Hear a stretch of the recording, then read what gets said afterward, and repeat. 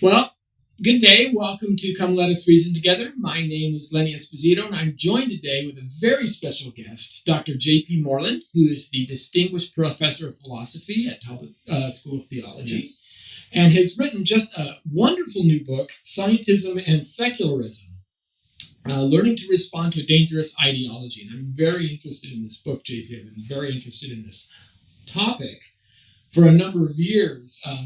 I came out of a science background in my undergrad years, and you did as well. Even did right. some physical chemistry. Yeah.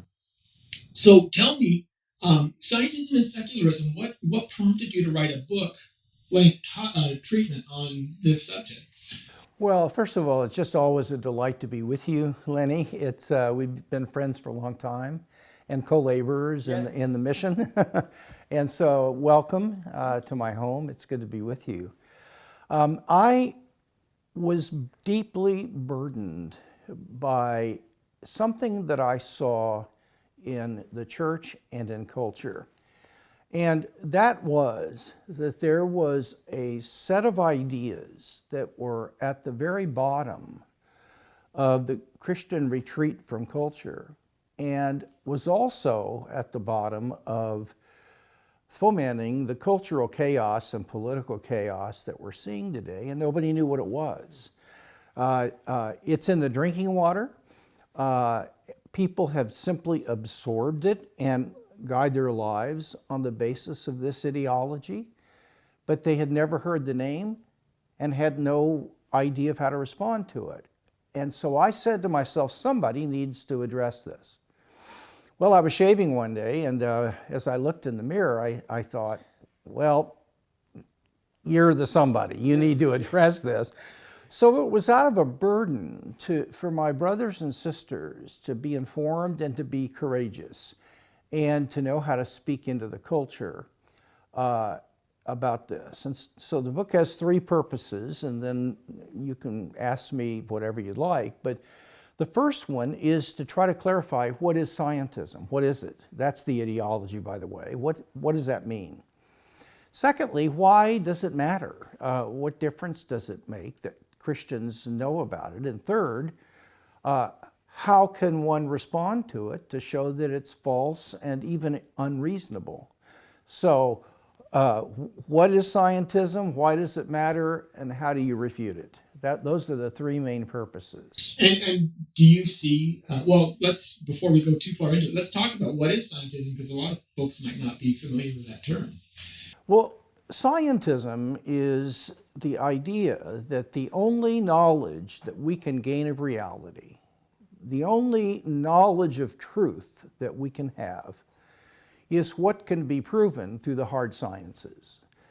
Chemistry, physics, neuroscience, biology, the assertions in those fields that are accepted, we can have confidence that we know these are true.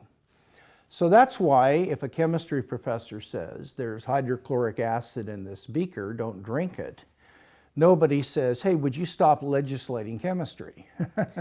Because people take that professor to actually know what that is. But all fields outside of science, especially ethics, religious assertions, assertions about ultimate questions regarding, is there a purpose in life, and what is it? What is the right thing to do? What's a good father? What is a good what is a family? What is a good family? And on it goes. All of those assertions that people make on those issues are expressions of literally hot air, blind faith, just private opinion, that no one has a clue as to whether they're true or not. And so if you try to make other people accept your views, you're legislating morality or religion, because you're forcing something on people that you have no idea whether it's true or not. So that is scientism. It's the view that the hard sciences are the only ways of knowing reality, or at least the vastly superior way of knowing reality compared to anything that's claimed in non-scientific realms of life. And this is a deviation from prior eras. Would that be a fair statement to make? Because, of course, science has been a boon. It's exploded. I mean, when was the last time you would have thought that human beings could eradicate a disease like smallpox, or help us to not have to scrub our pots and pans because we have Teflon coating? I mean, science helps us every day, right? We can control our environment in our homes. But what is the distinction now that pulls our culture into a scientific perspective as opposed to just using science? This is a great question, and I address it in one of the chapters of the book, and it's a very interesting read and transition. But the bottom line is this: by as late as 1880, all the universities in America, University of Michigan, University of Chicago, Harvard, were all Christian colleges, and every field of study was taken to provide knowledge, not just truth, but truth that could be actually known to be true in art, in literature, philosophy, theology, chemistry. They were all considered to be just different ways of knowing. And so in that context, science can flourish, and so can other fields. But for a number of reasons that had nothing to do with the superior evidence that science can claim relative to ethics and other fields, it had to do with some social factors. By the time of the Scopes trial in the mid-20s, science turned into scientism. And so no longer was science considered an incredibly wonderful way of knowing a certain range of things like chemicals or magnetic fields or things of that sort. And I thank God for science. But it became a philosophical view about the nature and limits of knowledge. And the nature of knowledge is such that we know things through the procedures of testing in physics and chemistry and so on. Given that that's the nature of knowledge, then the limits of knowledge we can only know things that are within the hard sciences. Since other things are allegedly known in a different way, they're not knowledge at all. And so, as you rightly point out, I love science and thank God for it. I rejoice in it. And I make a very clear distinction in the beginning of secularism, Scientism and Secularism, that I was, as a little boy all the way through college, I loved science, still do. But that's one thing. Scientism is the fundamental ideology of our time. Okay. Yeah, and it's hard for me to comprehend that. I mean, it's closely akin to logical positivism. Yes. Working with that. But I've always thought, scientism or science, the way I've compared it, there was an old Star Trek episode where Captain Kirk, usually half the Star Trek episode, there's some kind of a accident with a transporter and they have to, right. Something happens. And Kirk gets put aboard this alternate reality version of the Enterprise where everybody's evil, right? They have the evil Spock with the beard and things like that. And I've always looked at scientism as almost like science's evil twin. It's kind of like a B movie. It starts off where the one supplants the other, and they sound alike and they look alike, but usually there's something that's not quite right. And then the evil villain starts to assert his own authority above all, and kind of great analogy plays out that way. But science owes a debt to philosophy because how can you compare without the laws of logic, without understand, right? And so you have to assume it. And science also owes a debt to theology. Yes.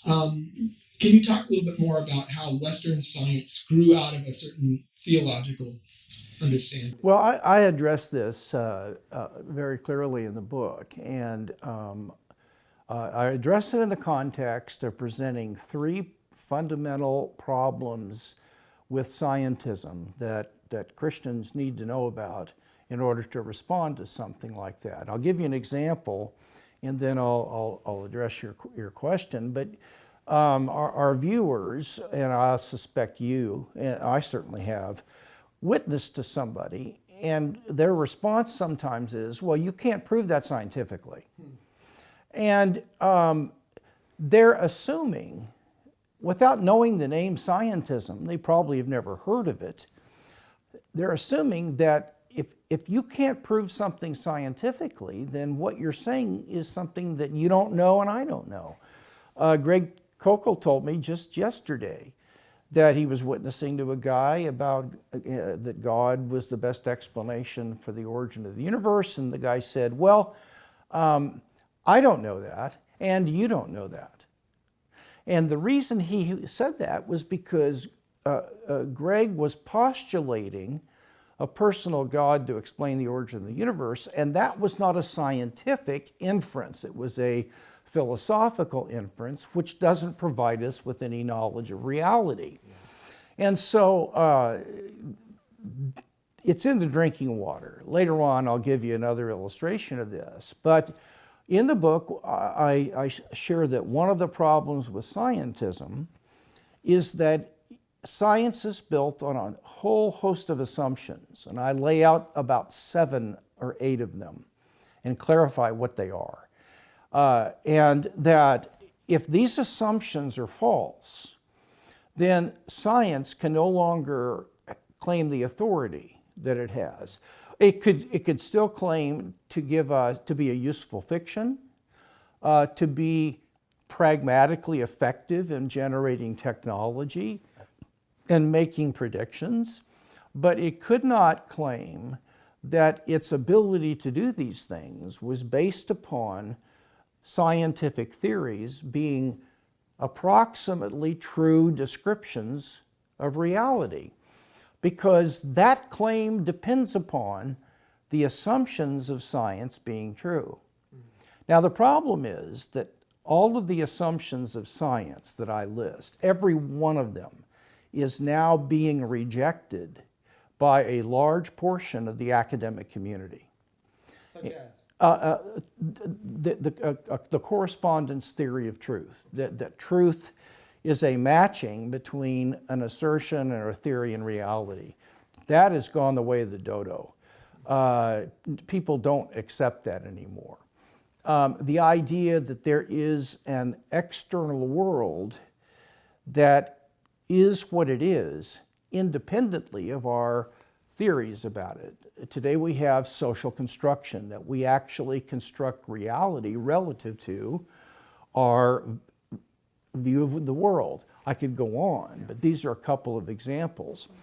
Now, in the book, I show, I demonstrate, I clarify these, and then I show that these assumptions are far more at home in a theistic view of the world that's rooted in, actually rooted in Christian theology, which says that God created an orderly world, and He created our senses and our mental faculties so that they would be suited to gain knowledge of the world He made. There's a match between our minds and reality. And here's the funny thing. Not only are our minds capable of knowing the sensory world, but we are also capable of gaining knowledge of the invisible underlying particles and fields and waves that underlie chemical change, but are too small and are not sense perceptible. And we're able to actually describe laws about how protons and electrons interact, for example. And the periodic table was the result of our ability to go beyond the appearances of observation and know the unseen world. Well, if God doesn't exist and evolution is how we got here, our faculties, if they were reliable at all, would only need to be reliable regarding the sense perceptible world. That's all you need to survive, even if you need that. But the ability to go beyond that and to think about and know the hidden world beyond the visible effects, absolutely crazy. So in an atheistic view of the world, these assumptions of science really don't make any sense. But in the world of Christian theology, they make tremendous sense, and that's why science was birthed in a Protestant biblical worldview, because it had these assumptions justified ultimately by the theistic worldview they shared. That's great. Yeah. And I covered that in Secularism and Scientism. Okay, couple of different questions. Today, though, as you said, we're kind of veering off track, and it seems to me for any worldview to be true, to be acceptable, to be rational. Yes. You have to be internally coherent. Yes. And externally correspondent. You have to you correspond with the external world, but you have to also be internally coherent. Absolutely. And I'm seeing scientism not do that. Take, right. For example, the transgender movement, where a person in one instance can say the science dictates what's true, what's real. We only see your brains firing. The biology says it's that your thoughts come from your brains. And in the very next instant says you can't be a man or a woman. It all depends on how you feel. And my question is, well, who's the you? And this is what I don't understand with society today. How do those two things work together? Well, they don't. People just don't think enough about their view of the world in order to see if it's coherent. And so they just live, but why should they? Because, I mean, if the things outside science can't be known to be true, then we're free to create whatever we want to. See, the reason that Christian parents need to read the book and begin to teach their kids, like William Wilberforce long ago said, that it's the duty of parents to make sure they equip their children to be able to answer the questions raised by infidels when they enter the culture. And today, that's never been more needed than ever. But the reason, this is the central issue of our time, as Dallas Willard pointed out, and I put this on the inside cover of the book. He said that the idea that the natural sciences are the only things that can give us knowledge of reality is the single most destructive idea on the stage of life today. That's Dallas Willard, and I think he's right, and here's why. We give authority to people to speak and act in public based on them having knowledge, or at least we assume they have knowledge. And so a dentist can get up in a public venue and give a talk on molars or dental implants, and they have the authority to give you Novocaine and put a crown on your teeth. And the reason they have that authority, and in fact the reason they have the courage, and if I may say so, the boldness to just do that, how presumptuous is that? I mean, imagine your neighbor doing that. It's because they have a body of knowledge, not truth. It isn't just truth that matters, because you can have truth that you accept by blind faith. They actually know the truth, and that gives them authority and courage.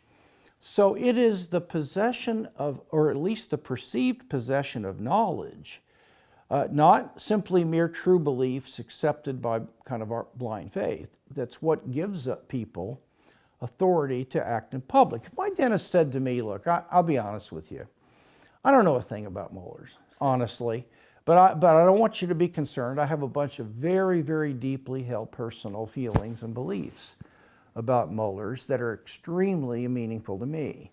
And in fact, they're so meaningful that I hired a musician to develop a little CD that I put in my car, and I play music about dentistry and molars, and it's very inspiring. May I work on your teeth? Well, that guy's not getting 100 miles from my mouth. Because why? He doesn't have knowledge. It is because Christians are now depicted as not possessing any knowledge about the things they assert, both ethically and theologically, then their assertions are marginalized and not taken seriously. And so Christians don't have authority any longer because they don't have knowledge, allegedly. And the church's withdrawal to faith that is not based on reason and evidence and knowledge has actually contributed to the church's marginalization of itself. And so I point out in the book that we've become our own gravedigger by allowing ourselves to be bullied. And it's time for that to stop. I want pastors to have the same authority as our doctors and our physicists when they speak about issues in their realm of expertise, biblical and theological and ethical issues, so that they're taken seriously. But when does the news ever consult a minister or a theologian to give a view of what's happening in our culture or what would be the right thing to do here? They consult psychologists and psychiatrists and people like that. I'm not against that, but I'm against it being like this. Well, but there's I completely agree with you. I think there's areas of knowledge that we need to avail ourselves of as a culture. One of the problems I do see, though, is that it's difficult for your average individual who knows enough surface science to kind of be dangerous, right? They know that, hey, 4 out of 5 dentists say that you should chew this gum. So therefore, that must be the right one. But they don't understand really what science is about. I can see pastors kind of balking at that, go, well, I have no way to equip myself to understand these things. And even science writers, guys who are, right, usually, and you've seen this, a study will come out, and the study makes a fairly modest claim. But the science writer takes it and then writes it up to be more grandiose than it is. And then the headline writer makes it sound like, oh my gosh, we found the next missing link or something to that effect. How do we then as Christians kind of filter through that? Well, the media is actually a rumor mill for popular science. And it, just like you said, it makes extravagant claims because it sort of sells papers or it gets viewers that go well beyond the evidence and that sort of thing. And it's the tremendous danger, as you've pointed out. I think what believers need to do is to take a deep breath and learn what scientism is. I've already stated a little bit about why it matters, because it undermines the authority and our ability to know non-scientific claims in theology and ethics and politics and so on.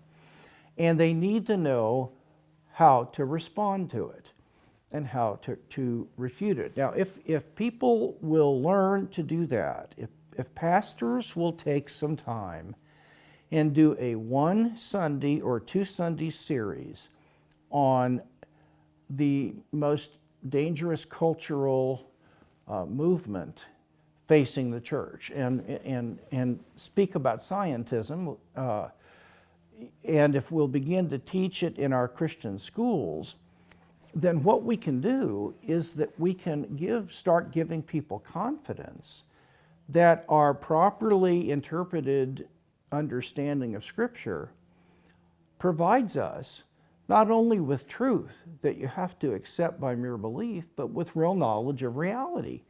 And so instead of Faith Baptist Church, we ought to have Knowledge Baptist Church, because we possess in Scripture a treasure trove of not truth, but knowledge of truth that we can bring to the table. So if we can dethrone science as the only way to know reality, respect science, but dethrone it in scientism, then we can elevate other ways of knowing. Yeah. And that means that if science is rumored to say something, and and it conflicts, let's say, with a pretty well regarded and established understanding of Scripture, people can say, well, I believe I've understood the Word correctly, and the Word has been tested over time to give us real knowledge of how the world is and how people work.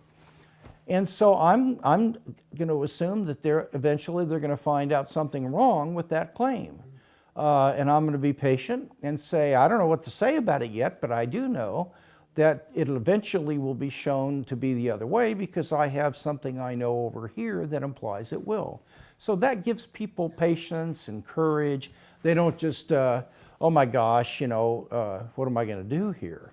So I agree with you. So what you're saying is you don't need to know all the nits and nats of the science. You do not. What you need to know is you need to be able to recognize the imposter. Yes. You need to be able to spot that evil twin and say, this is the third act of the B movie, right? Where you come in with the police and usually there's a big kerfuffle and you're saying I know you're not the guy. I don't know what you've done with the guy, but I know you're not the guy. Yes. And therefore we need to wait and don't do what you say, figure something else out, so to speak. So. It's the Revenge of Star Trek all over again. Now, you've written many titles on science. I have. And edited some others. You put out a book in the 90s, Christianity and the Nature of Science. Yes. How does scientism and secularism differ from that? Yes, thank you for asking that. This is one of the 2 or 3 most important books that I've ever written. And I've written it for a thoughtful lay audience. Homeschool parents, Christian school teachers, thoughtful laymen in the church, youth directors, pastoral staff can understand this book. There will be portions they're going to have to work through, but there'll be other portions that are really easy to understand and alert them to what's going on.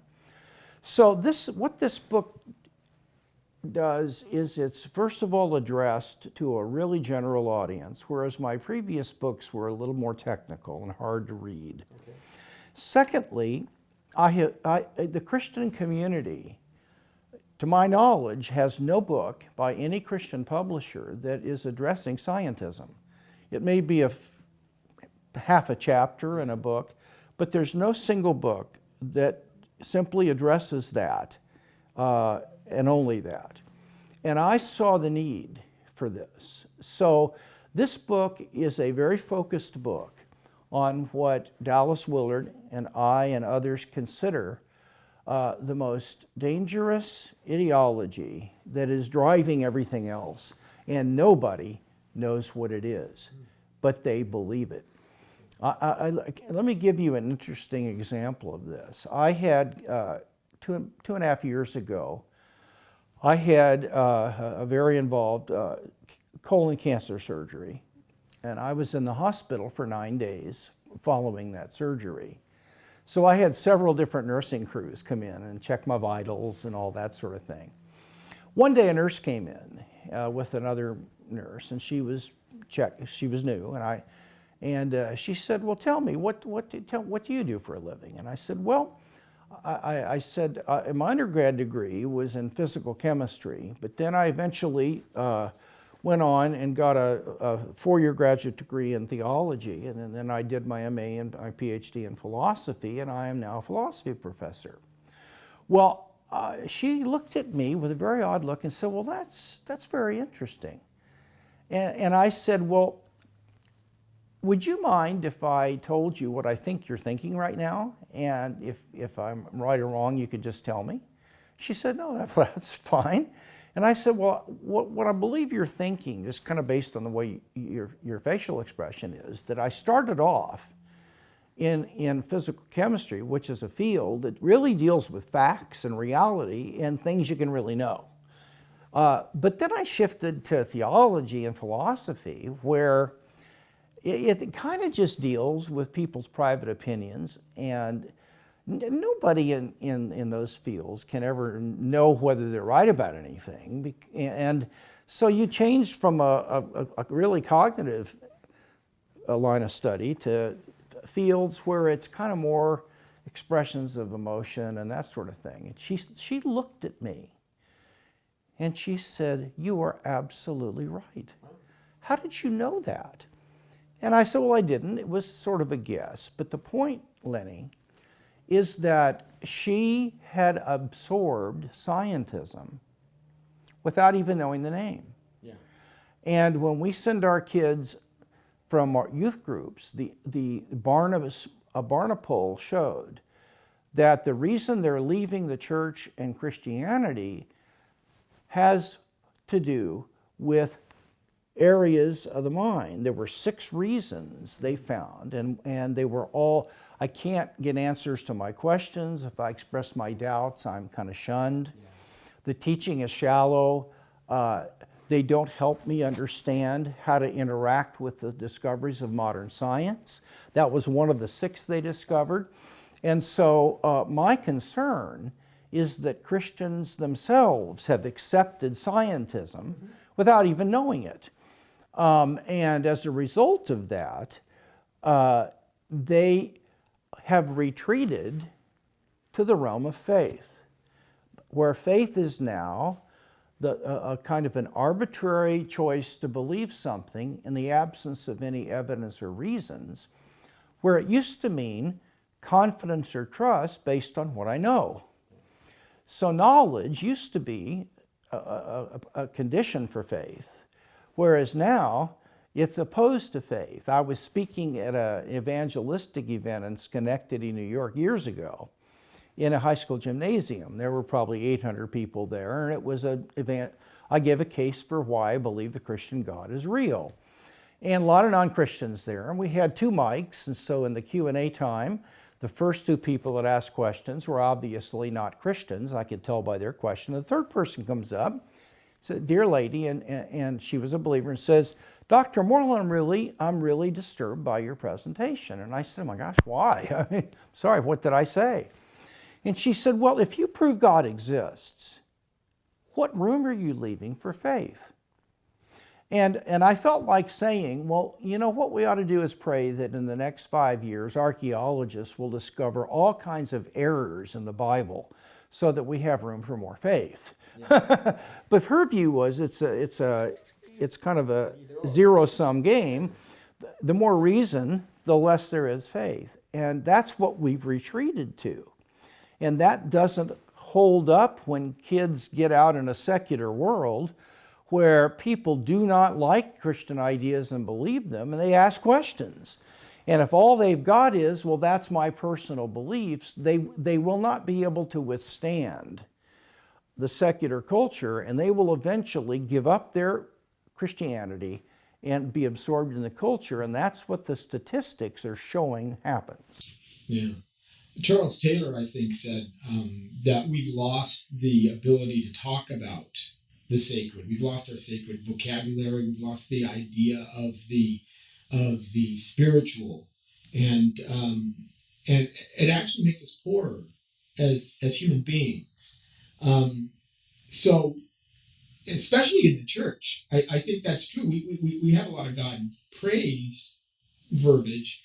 But to understand the world, to understand our vocations, to understand that science itself is kind of thinking God's thoughts after him. What do you suggest to kind of reclaim some of that? ground? Well, first of all, you're so spot on this, and all you need to do is look at the chaos in the culture and the shallow conversations that people have. I mean, unbelievers to find a mate, they'll either go on a dating service, which is not a bad idea, or to a bar and try to meet a guy there or a gal. And the conversations are just very shallow. But the question I want to ask, Taylor's point that you've made is right. We've lost the ability to talk about spiritual and theological, and I would say ethical issues in a civil way. Why?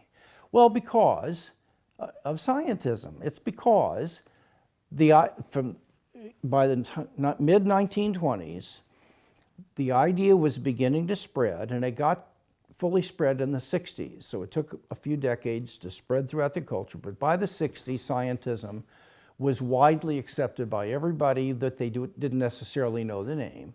But given that people began to believe that science was really the only way to know reality, then these other areas that you're mentioning, we've lost the ability to discuss, are topics that you can't really have a discussion about, because a discussion is something where you disagree about something that's true. One of us is wrong and one's right, and a discussion is, well, here are the reasons I think that this is right. What do you think about this? That's a discussion. But if there's no ability to know, then discussions just turn out to be, I like Burger King. Let me tell you why Burger King food tastes better than McDonald's for me. And the other person says, wonderful, I'm really glad that you love that. Now, I like McDonald's, and I'll tell you why that's best for me. Well, that's sort of a discussion, but it ultimately turns out to be a sharing of my personal feelings. And what are you going to say? I don't like your those aren't your feelings. I don't like your feelings about homosexuality or whatever it might be. You can't have a discussion unless you assume that what you're talking about there could be a right and wrong answer to it, and we might even be able to know what that is. So, you've done a lot of work on the life of the mind, philosophy of mind, and that's another issue that ties into scientism. Tremendously. You've written about it actually as well. In that, do you see most scientism falling into methodological or materialism, or are there naturalists who maybe hold to an idea of a mind that are still scientistic? Yes. No, there are not. I have a chapter in the book, as you pointed out, on the topic when science goes beyond its boundaries. Yeah. And the main area where this happens is over the question of what is consciousness, and is there a self or a soul that is the bearer of consciousness. And I was invited by a research scientist a little over a year ago to go to the National Institute of Health in Bethesda, Maryland, and give a lecture on the soul and on consciousness to a group of scientists. I don't know how this gentleman knew my name, but he'd apparently read some stuff.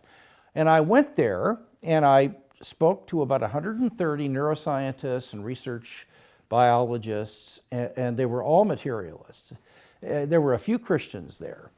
And I argued two things. First of all, questions about the nature of consciousness, what is it, and about whether there's a soul or not, are questions that the findings of neuroscience are completely irrelevant to. They have nothing to do with it.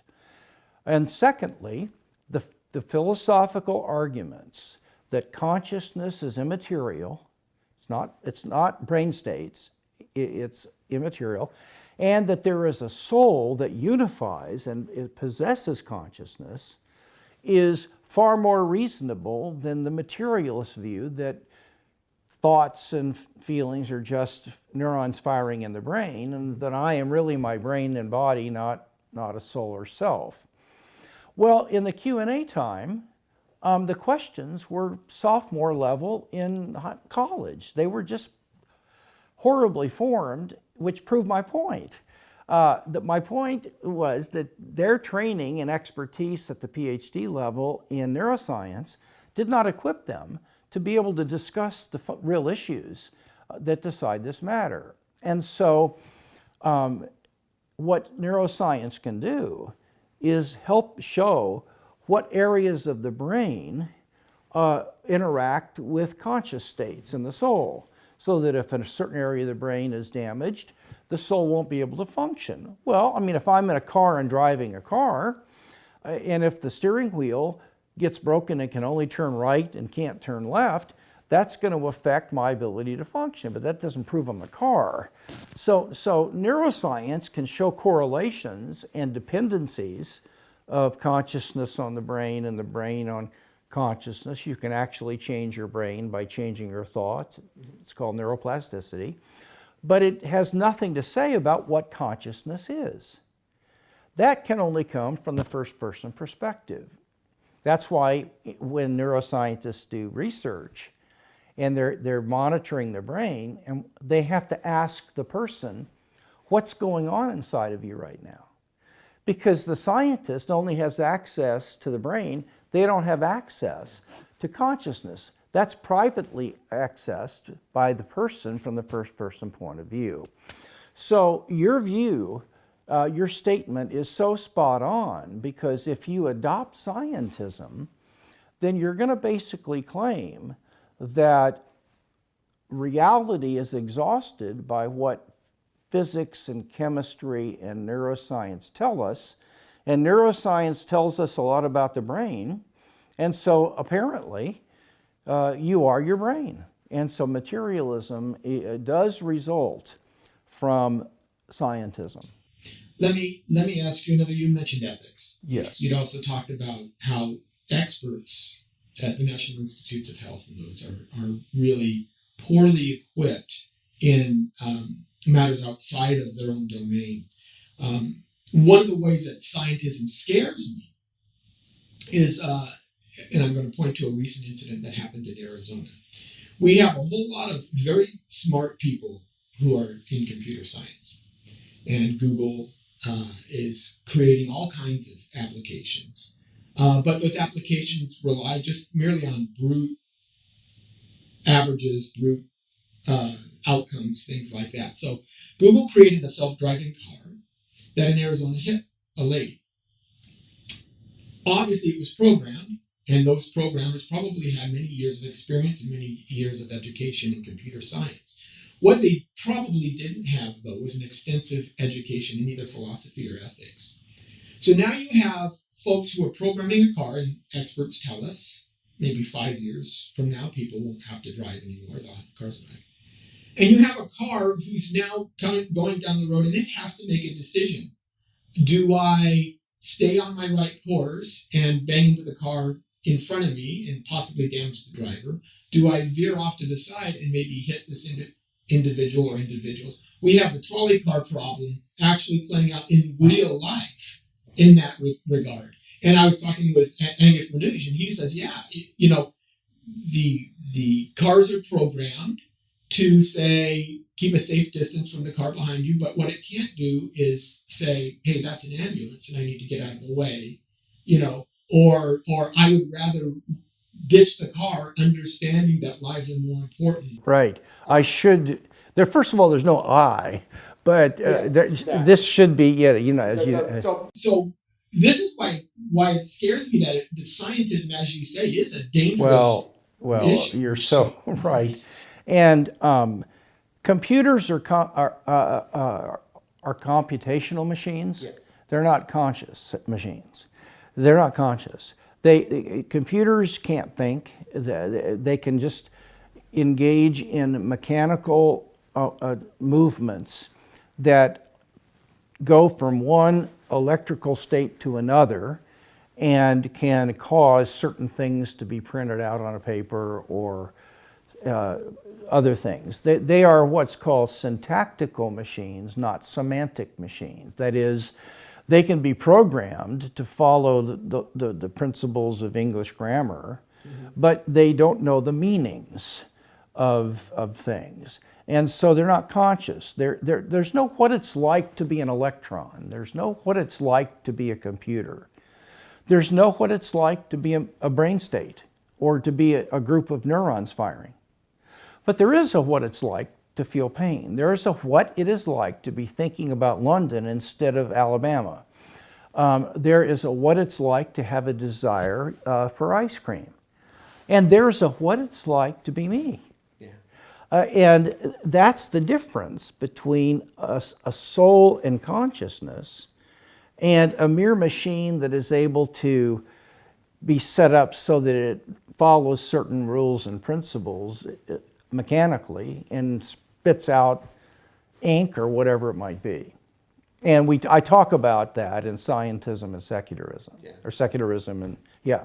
So that's again, that's why, to your point, we need to be more broadly teaching why, say, ethics is important, why moral foundations are important, why Christianity provides those answers. Science can tell us how to clone a man. It can't tell us if we should. There you go. And that's a key issue. It is. But according to scientism, questions about what we should do are not things that anybody can know, and so we can do what we want. Yeah, that's what Dawkins said. That was a silly question. Exactly. Exactly. Now, why is it a silly question? Because it's an ethical question. Well, why does that make it silly? Because it's a question that nobody can know the answer to. Why do you ask a question when you should know that nobody can know the right or wrong answer because it can't be tested scientifically? So don't ask those questions. That is scientism playing a role in the atheists' debate. Well, any last thoughts that you would want possible readers of the book? And by the way, as you're addressing this to homeschoolers, are there plans for maybe expanding this to a curriculum or anything like that? I don't have those plans yet, but what I would like to do in kind of wrapping this up is two things. And the first one is that I give, in very understandable terms, a very careful presentation of three basic things that people can say that refute and undermine scientism. And they can be learned. They're not hard to understand, but people need to know them. And we don't have time for me to go into those, but I would encourage people to get a hold of the book and learn what those three things are. The second thing is that I want people who are watching us to realize that we have a responsibility to train up the people in the church to have the knowledge and the confidence and the authority to address the issues in our culture in a winsome and non-defensive way. And the most fundamental dangerous ideology that we have got to understand and address is an ideology that nobody has heard of, but everybody believes, and that's scientism. And I urge people to become informed on this. This is not an issue for eggheads, for people who love to read apologetics and academic works. This is an issue for everybody.